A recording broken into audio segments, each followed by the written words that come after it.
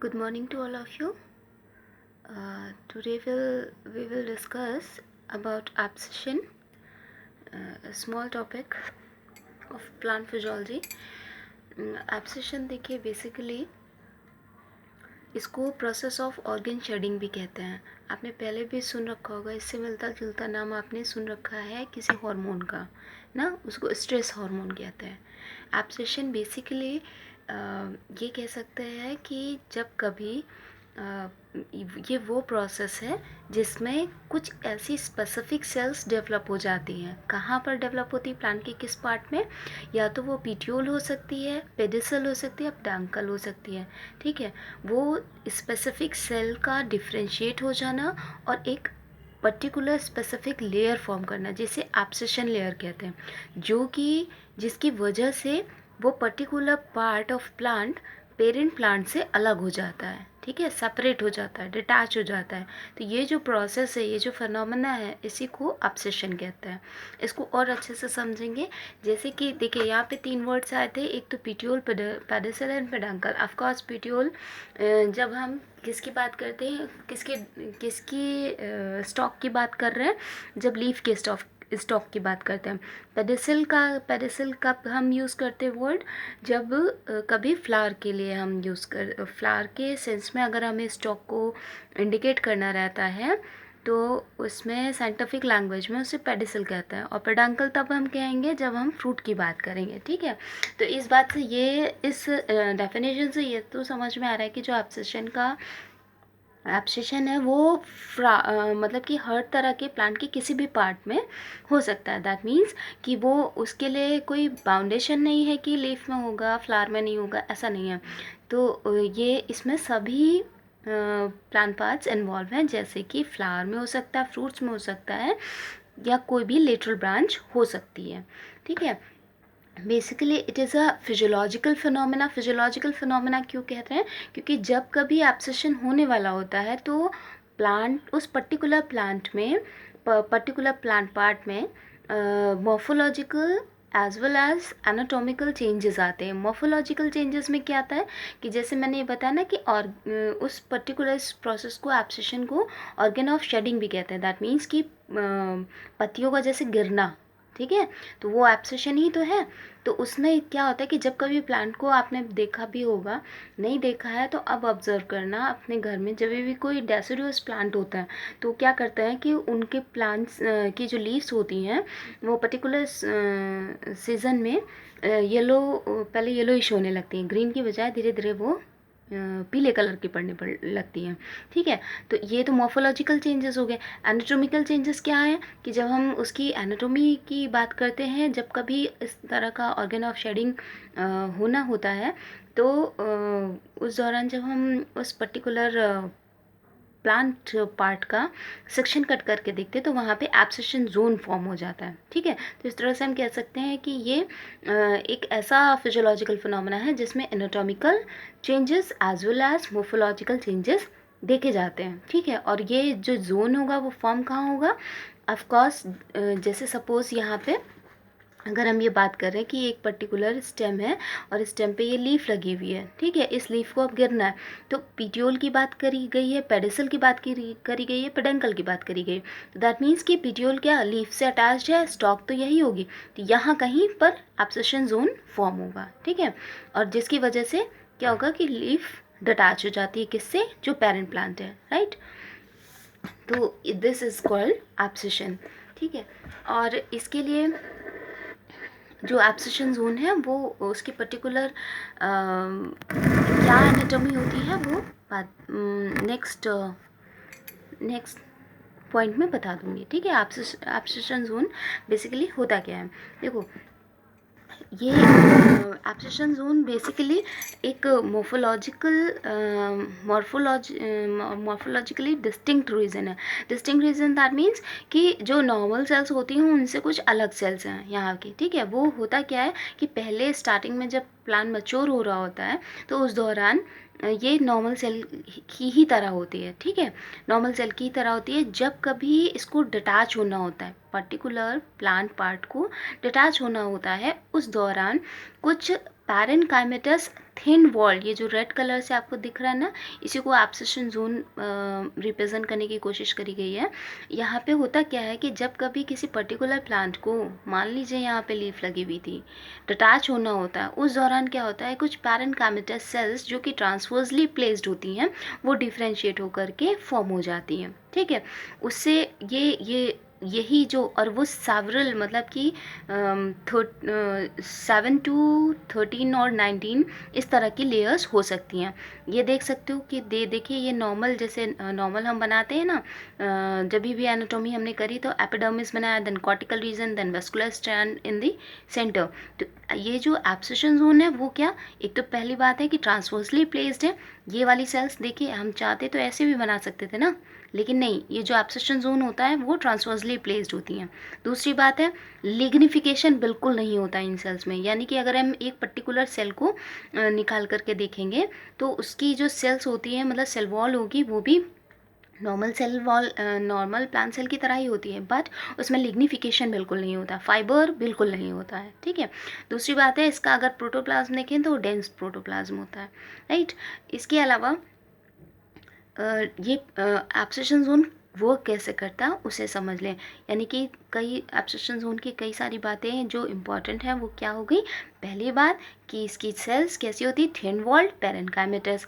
Second one क्या हो गया कि ये ट्रांसवर्सली प्लेस्ड होती हैं, और कहाँ पे प्रेजेंट होती है, at the base of the petiole या पेडांकल या फिर पेडिसल। ठीक है, यानी कि उस पर्टिकुलर प्लांट को, जिसको पर्टिकुलर प्लांट पार्ट को जिसको डिटैच होना है, उसका जहाँ पे अटैचमेंट पॉइंट है पेरेंट प्लांट से, वहाँ पे फॉर्म होगा ये एब्सेशन जोन। ठीक है, तो ये 4 चीज़ें हो गई। इसके अलावा ये काम कैसे करता है, होता क्या है कि, और ये कई सारी लेयर्स में होता है, यानी कि 7 to 19, लगभग 19, 20 और मोर। ठीक है, इस तरह की मिनिमम 7 लेयर्स तो होंगी ही होंगी। होता क्या है, ये वर्क कैसे करता है कि जब कभी एब्सेशन होना है, ठीक है, उस पर्टिकुलर प्लांट पार्ट को डिटैच होना है, तो उस दौरान होता क्या है कि जाहिर सी बात है, एक नॉर्मल प्लांट सेल की तरह ये सारी सेल्स होंगी, तो बीच की एक लेयर, जैसे मान लीजिए यहाँ पे 7 लेयर्स हैं। ठीक है, 1 2 3 4 5 6 एंड 7। ठीक, तो अभी क्या है कि इसमें जो मिडिल वाली लेयर वाली एब्सेशन जोन की जो मिडिल लेयर होगी, ठीक है, यहाँ पे मान लीजिए जो मिडिल लेयर है, यहाँ की जो सेल्स होती हैं उनका मिडिल लैमेला पैक्टिनेज एंजाइम या कोई भी सेलुलोज एंजाइम, या ये क्या है कि हाइड्रोलिटिक जितने एंजाइम होते हैं वहाँ पे वर्क करने लगते हैं, और उसकी वजह से होता क्या है कि ये सेल्स, यहाँ की जो मिडिल लेयर की जो सेल्स हैं, वो उसका जो मिडिल लैमेला है, ठीक है, पैक्टिन सब्सटेंस है, वो डिज़ोल्व होने लगता है। डिज़ोल्व होने की वजह से क्या होता है, नॉर्मल है कि सारे आपको ये मालूम है कि सेकेंडरी वॉल के थ्रू या मिडिल लैमेला के थ्रू ही आपस में प्लांट सेल्स कनेक्ट रहती हैं एक दूसरे से। ठीक है, अभी क्या है, जब यहाँ पे डिसोल्यूशन हो गया, मिडिल लैमेला का डिसोल्यूशन हो गया, तो जाहिर सी बात है यहाँ पे एक ब्रेक आ गया ना, कि कंटिन्यूटी जो थी प्लांट सेल की, जो अभी तक प्लांट ऐसे अटैच था, एकदम बाइंड किया हुआ था, तो वो अब धीरे धीरे इस मिडिल लैमेला के डिकम्पोजिशन की वजह से इधर का पार्ट अलग होने लगेगा, और जो अबव मतलब डिजिटल एंड वाला जो पार्ट है, प्रॉक्सिमल एंड का, सॉरी, वो पार्ट अलग होने लगेगा, क्योंकि यहाँ पे थिनिंग आ गई ना, मिडिल लैमेला तो जा चुकी है। ठीक है, तो प्रोटेक्शन तो वही देता था। तो अभी क्या हो रहा है कि ये मिडिल लेयर, चूँकि यानी कि कुछ एब्सेशन जोन एक तरह से कहें कि वो बाइफर्केट हो जाता है, कुछ पार्ट इधर रह गया, कुछ पार्ट इधर रह गया। अभी क्या है कि प्लांट पार्ट जिसको अलग होना है वो केवल वेस्कुलर स्ट्रैंड के थ्रू जुड़ा रह गया। फिर क्या होता है कि केवल वेस्कुलर स्ट्रैंड ही यहाँ पे मतलब एज अ लिंक काम कर रहा है, बाकी पार्ट का प्लांट या जो पर्टिकुलर स्टॉक है वो लगभग डिटैच हो चुकी है, और थोड़ा सा भी विंड प्रेशर होता है या फिर इसका किसी भी वजह से प्लांट का खुद का प्रेशर उस पर्टिकुलर पार्ट पे पड़ा, जिसकी वजह से वो प्लांट पार्ट डिटैच हो जाता है। It may be leaf, it may be flower, it may be fruit. ठीक है, जैसे कि यहाँ पे देखो, इसको यही शो करने की कोशिश करी गई है, ये पर्टिकुलर मैच्योर प्लांट हो रहा है। ठीक है, मैच्योर हो चुका है, तो ये जैसे फ्रूट्स लगे हुए हैं, फ्लावर लगे हुए हैं, जिस पार्ट को भी, या लीव्स है, किसी भी पार्ट को डिटैच होना है तो यहाँ पे क्या होगा, एब्सेशन जोन यहाँ पे फॉर्म होगा। ठीक है, फिर वैसे ही मिडिल लेयर पे मिडिल लैमेला डिज़ोल्व होने लगेगी। जैसे ही डिज़ोल्व होगी तो उससे क्या क्या होगा कि ये देखिए लीफ डिटैच डिटैच लीफ दिख रही है, ठीक है, डिटैच फ्रूट दिख रहा है, तो यही फिनोमेना एब्सेशन कहलाता है, ठीक है। इसके अलावा जब फिजियोलॉजी देखी गई तो इसमें ये भी पता लगा कि बहुत सारे ऐसे हार्मोन होते हैं, फाइटो हार्मोन्स होते हैं जो एब्सेशन में वर्क करते हैं। एब्सेशन नाम ही इसका एब्सिसिक एसिड की वजह से भी एक तरह से एब्सेशन का नाम दिया गया है, ठीक है। तो एक तो मेन प्लेयर इसका एब्सिसिक एसिड ही हो गया, इसी वजह से उसको स्ट्रेस हार्मोन कहते हैं, ठीक है। और इसके अलावा दो और ऐसे पर्टिकुलर फाइटोहॉर्मोन्स हैं जो काम करते हैं। The first one is auxin and the second one is ethylene. इनका ये पॉइंट बहुत नोट कर लीजिएगा, इससे बहुत अच्छा एमसीक्यूज बन सकता है। क्या कि ऑक्सिन की जब कभी कंसंट्रेशन या तो कम हो या फिर एकदम न्यूट्रल हो, ठीक है, उस दौरान तो ये एब्सेशन को प्रमोट करता है। अगर ऑक्सिन की कंसंट्रेशन हाई है तो एब्सेशन नहीं होगा, क्योंकि ऑक्सिन बेसिकली एक ग्रोथ प्रमोटिंग हार्मोन है, ठीक है।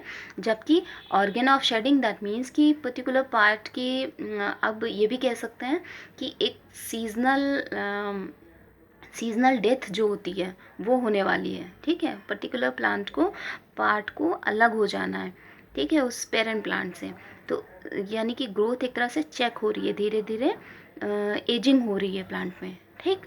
तो इस वजह से यहाँ पे यानी कि अब ग्रोथ, और ये पॉसिबल कब होगा, जब ऑक्सीजन का कंसंट्रेशन कम होगा, क्योंकि ऑक्सीजन तो ऑलरेडी ग्रोथ प्रमोटिंग हार्मोन है, अभी ग्रोथ तो हमें करनी नहीं है, डेथ की तरफ जा रहा है प्लांट, ठीक है। और second one is the ethylene. जब इन इथिलीन की कंसंट्रेशन हाई होगी तो वो क्या करेगा, वो एब्सेशन को प्रमोट करता है। एक्चुअली में इसका एक ये भी है, हालांकि वो आपके सिलेबस में नहीं है, लेकिन बेसिकली क्योंकि ऑक्सीजन एक पोलर, उसका जो ट्रांसपोर्ट होता है ना, वो पोलर ट्रांसपोर्ट होता है। तो होता क्या है कि पर्टिकुलर, जैसे मान लीजिए ये लीफ लगी हुई है, तो इथिलीन जब कभी एब्सेशन होना होता है, ठीक है, तो इथिलीन यहाँ पे आकर डिपॉजिट हो जाता है, और उस एब्सेशन जोन की वजह से जो ऑक्सीजन है वो केवल और केवल टिप पर ही रह जाता है, जिसकी वजह से क्या होता है कि अब ये क्या है, ये पोलर ट्रांसपोर्ट ऑक्सीजन का हो ही नहीं पा रहा है बाकी सारे पेरेंट प्लांट में। तो होगा क्या कि और इथिलीन का क्या राइपनिंग में हेल्प करता है, तो क्या करता है कि जो पर्टिकुलर प्लांट जहाँ पे एब्सेशन जोन फॉर्म हुआ है वो पर्टिकुलर प्लांट पार्ट डिटैच हो जाता है, ठीक है। इस चीज़ को ध्यान रखिएगा कि ऑक्सीजन की कंसंट्रेशन बहुत कम होनी चाहिए, इथिलीन की कंसंट्रेशन ज़्यादा होनी चाहिए, तो वो एब्सेशन को प्रमोट करेगा। अब एक बार जल्दी से फैक्टर्स देख लेते हैं कि कौन कौन से फैक्टर्स हैं जो प्रमोटिंग फैक्टर हैं, एब्सेशन को प्रमोट करते हैं। एक्सटर्नल टेम्परेचर, अगर टेम्परेचर बहुत ज़्यादा एक्सट्रीम टेम्परेचर, अगर मान लीजिए टेम्परेचर स्ट्रेस की कंडीशन है या बहुत ज़्यादा जून जुलाई का, क्योंकि डेसिडुअस प्लांट्स को भी आप जब बसंत वाला टाइम आता है, पतझड़ का मौसम, तो टेम्परेचर भी अच्छा खासा, हवाएं चलने लगती हैं, तो धीरे धीरे प्लांट अपनी पत्तियां गिरा देते हैं, है ना। तो वही कि स्ट्रेस कंडीशन, टेम्परेचर स्ट्रेस होगा तो भी प्लांट्स अपने मतलब वहाँ पे एब्सेशन को प्रमोट करेंगे। दूसरा है वाटर डेफिशिएंसी, जाहिर सी बात है, स्कैसिटी नहीं होगी तो सेल्स अपने आप ही, प्लांट सेल्स अपने आप ही डेड होने लगेंगे, क्योंकि 80% तो वाटर ही होता है, ठीक है। शॉर्ट फोटो पीरियड, अगर प्रॉपर लाइट नहीं मिल रही है तो these are the external conditions, environmental condition, ठीक है, उसके लिए प्रॉपरली होना ज़रूरी है। Next one is magnesium deficiency. Magnesium deficiency क्यों कह रहे हैं, क्योंकि आपको याद होगा कि जब आपने क्लोरोफिल का स्ट्रक्चर पढ़ा होगा तो इसमें आपने फाइटोल टेल और पोरफायरिन रिंग पढ़ी है, ठीक है। उस पोरफायरिन रिंग में अगर सेंटर में बात करें तो क्या होता है, मैग्नीशियम आयन ही तो होता है। तो ये क्या है कि अगर मैग्नीशियम की ऑलरेडी डेफिशिएंसी होगी सॉइल में, तो होगा क्या कि क्लोरोफिल भी उतना प्रॉपरली वर्क नहीं कर पाएगा, ठीक है। प्लांट को मैग्नीशियम, जब क्लोरोफिल वर्क नहीं करेगा तो क्या होगा कि लीव्स धीरे धीरे क्या होने लगेंगी, येलोइश कलर की होने लगेंगी, पेल कलर की होने लगेंगी, ठीक है।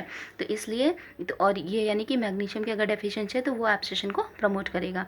Next one is some biotic factor. Biotic factors में क्या है कि कोई भी तरह का इन्फेक्शन हो गया तो वो एब्सेशन को प्रमोट करेगा। क्यों, क्योंकि जैसे एक होता है ना कि जब बहुत ज़्यादा कोई पर्टिकुलर ऑर्गन डैमेज हो जाता है तो डॉक्टर्स क्या बोलते हैं ह्यूमन बींग के केस में कि नहीं, इस पर्टिकुलर पार्ट को आप अलग कर दीजिए, अदरवाइज़ आपकी पूरी बॉडी ख़राब हो सकती है ना। तो वही केस यहाँ पे प्लांट में भी है। प्लांट में क्या है कि जब भी इस तरह का कोई, मान लीजिए एक पर्टिकुलर लीफ में वो इन्फेक्शन हुआ, तो अब वो इन्फेक्शन पूरे में ना फैले तो उसके लिए क्या फ़ायदेमंद है। तो नेचर ने प्लांट को ऑलरेडी ये दे रखा है हिसाब, क्या कि आप अपनी वो पर्टिकुलर प्लांट पार्ट को, लीफ को, फ्रूट को हटा दीजिए, ठीक है, ताकि पूरा प्लांट, बाकी का जो प्लांट है वो सिक्योर हो जाए, ठीक। और the next one is, of course मैंने पहले भी बताया था कि हार्मोन्स हैं वो भी प्रमोट करते हैं। तो कौन कौन से हार्मोन? ABA है, दैट मीन्स एब्सिसिक एसिड, और एथाइलिन, ये एब्सिशन को प्रमोट करते हैं, ठीक है। वो फैक्टर्स जो कि एब्सिशन को डिले करते हैं, उसमें क्या हो सकता है?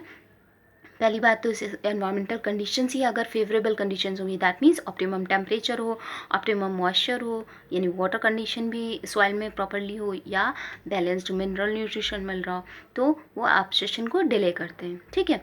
और the most important thing is oxygen की कंसनट्रेशन। अगर ऑक्सीजन की कंसनट्रेशन हाई है तो वो ग्रोथ को प्रमोट करता है, तो वो एब्सिशन को ऑफकोर्स डिले कर देगा, ठीक है। लास्ट वन, कि क्या एब्सिशन की कोई सिग्निफिकेंस है? येस ऑफकोर्स है। क्या क्या सिग्निफिकेंस हो सकती है? पहली बात तो कि ग्रोथ की कंटिन्यूटी बरकरार रखने के लिए, ठीक है, ग्रोथ लगातार होती रहे पर्टिकुलर प्लांट के लिए, इसलिए एब्सिशन ज़रूरी है। कैसे कैसे ज़रूरी है? क्योंकि ये भी होता है ना कि जितना दिन तक सूखी पत्तियाँ लगी रहेंगी, जाहिर सी बात है उनकी मेंटेनेंस के लिए तो प्लांट को ही वर्क करना पड़ेगा ना। तो इस वजह से वो ग्रोथ प्रॉपरली बनी रहे, और तब जो मतलब कि ये कह सकते हैं जो यंग पार्ट होंगे उनको उतना प्रॉपर न्यूट्रिशन नहीं मिल पाएगा। इस बात को ऐसे भी समझ सकते हैं कि वही है, और एजिंग है तो जाहिर सी बात है, तो क्यों प्लांट अपने आप, मतलब प्लांट वेस्ट चीज़ों को कैरी करे, इस वजह से वो अपनी पत्तियाँ गिरा देते हैं। नेक्स्ट कैटेगरी हो सकती है कि हाँ, डिफेंस मैकेनिज़्म, क्योंकि एब्सिशन डिफेंस मैकेनिज़्म को भी सपोर्ट करता है। कैसे? कि जैसे मैंने बताया ना कि पर्टिकुलर प्लांट ऑर्गन को अगर डिटैच करते हैं, जैसे पत्तियाँ पुरानी हो चुकी हैं या अब वो फोटोसिंथेसिस नहीं कर रही हैं, तो बेहतर यही है ना, या फिर ये तो फोटोसिंथेसिस की दूसरी बात हो गई। जैसे मान लीजिए कोई बायोटिक इन्फेक्शन हो गया, ठीक है, कोई पर्टिकुलर इंसेक्ट की वजह से पत्ती ख़राब हो गई, या फिर फंगल इन्फेक्शन हो गया, वायरल इन्फेक्शन हो गया, तो क्या है कि वहाँ पे अगर हम एब्सेशन जोन बन गया, अब एब्सेशन जोन की वजह से वो पर्टिकुलर प्लांट पार्ट डिटैच हो जाएगा, और जैसे ही वो डिटैच होगा तो बाकी हमारा प्लांट जो था पेरेंट प्लांट, वो सिक्योर हो जाएगा, या वो सेफ़ है, ठीक है। तो बेहतर यही है ना कि इस एक पत्ती को गिरा दें, बाकी पत्तियाँ बच जाएंगी। तो इस वजह से ये डिफेंस मैकेनिज्म की तरह भी, और ये होगा कब? जब एब्सेशन जोन फॉर्म होगा, ठीक है। तो इस तरह से कह सकते हैं कि एब्सेशन का प्रोसेस डिफेंस मैकेनिज्म की तरह भी बिहेव करता है। इसके अलावा स्ट्रेस कंडीशन में भी हेल्प करता है कि उसको ओवरकम करने के लिए। कैसे? कि जब भी अनफेवरेबल कंडीशंस आती हैं, तो अब मिनिमम मेंटेनेंस, प्लांट को भी तो अपनी मेंटेनेंस बरकरार रखनी है ना। तो अनफेवरेबल कंडीशन है, ज़्यादा वाटर, मान लीजिए वाटर स्ट्रेस कंडीशन आ रही है, ठीक है, और पत्तियाँ धीरे धीरे मुरझा ही रही हैं, अब उनको भी मतलब उनके भी मेंटेनेंस का काम, उस जिम्मेदारी उसी पर्टिकुलर प्लांट पे है। तो क्या करेगा कि एब्सेशन जोन फॉर्म हुआ, जिसकी वजह से जो पुरानी पत्तियाँ थी या जो मुरझा गई हैं उनको हटा दिया, ठीक है, एब्सेशन के थ्रू, और जो नई पत्तियाँ हैं उनकी मेंटेनेंस का आप जिम्मा रहेगा, तो उस पर भी बर्डन कम हो जाएगा ना, एज अ मेटाबॉलिक पर्पस से, ठीक है। तो ये फेवरेबल कंडीशन है। तो अनफेवरेबल कंडीशंस को ओवरकम करने के लिए ट्रांसपिरेशन अब कम होगा, क्योंकि leaf surface area in totality कम हो गया ना। तो इस तरह से जब कभी अनफेवरेबल कंडीशंस आती हैं तो उनको भी ओवरकम करने में एब्सेशन हेल्प करता है। इसके अलावा हाँ, फ्रूट्स की क्वालिटी को भी बरकरार रखता है। कैसे? कि अगर मान लीजिए एब्सेशन नहीं होता, ठीक है, तो फ्रूट उसी में लगे प्लांट में ही लगे उसी में पक जाता, पक के सड़ जाता, ठीक। तो अब क्या है कि एब्सेशन की वजह से नेचर ने उसको ये फिनोमेना दे रखा है, ये प्रोसेस दे रखी है। तो उससे क्या होता है कि जैसे ही पर्टिकुलर प्लांट में फ्रूट पकता है, उसके बाद वो जैसे राइपनिंग हो गई, डिटैच हो गया, तो उसको कंज्यूम किया जा सकता है इजीली, ठीक है। तो उसकी क्वालिटी एज सच अच्छी बनी रहती है, ठीक है। तो उसके बाद हार्वेस्ट कर लिया गया। अगर मान लीजिए एब्सेशन होता ही नहीं, प्लांट मतलब फ्रूट उसी में लगे अगर किसी ने तोड़ा नहीं, तो उसी में लगे सड़ जाता, ठीक है। तो इस तरह से ये भी इसमें भी हेल्प करता है, यानी कि उसको क्वालिटी को, फ्रूट की क्वालिटी को, उसकी यील्ड को बरकरार रखता है, ठीक है, या हाँ, बरकरार रखता है। This is all about abscission. Thank you. अगर वीडियो अच्छा लगा हो तो प्लीज़ लाइक एंड शेयर, अगर नहीं अच्छा लगा है तो प्लीज़ डिसलाइक। ओके, और चैनल को सब्सक्राइब कर लो। मोस्ट प्रोबेबली वीक में 2 या 3 ही अपलोड किया करूँगी, और ज़्यादातर फ्राइडे एंड सैटरडे। ओके, चलिए, थैंक यू।